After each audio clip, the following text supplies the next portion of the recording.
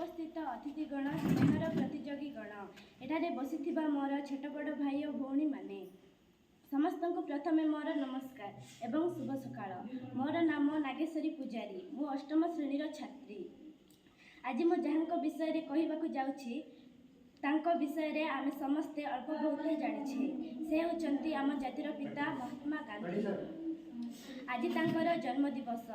से 1869 मसीहा अक्टोबर 2 तारिख दिन गुजरातर पोरबंदर ठारे जन्मग्रहण करथिले। तांको पिलादिनर नाम थिला मोहनदास करमचंद गांधी। से पिलाटी दिनरू कर्तव्यवादी, ईश्वर विश्वासी, सत्यवादी, कर्तव्यनिष्ठ थिले। प्राथमिक शिक्षा शेष पर से इंग्लैंड रु वकिलाती पास करी चाकरी करने दक्षिण आफ्रिका जाइथिले। सेठारे से कला गोरा भेदभाव को नहीं चलीथिबा अत्याचार विरुद्ध रे स्वर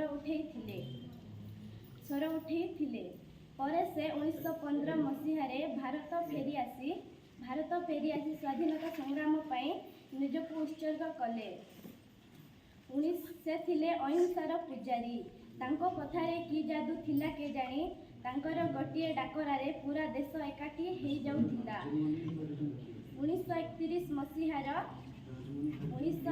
मसीहार लवण सत्याग्रह हेउ बा 1948 मसीहार भारत छाड़ आंदोलन शेषरे तांकर उद्यम जोगु आम भारत 1947 मसीहा अगस्ट 15 तारिख दिन आम भारत स्वाधीन होइथिला।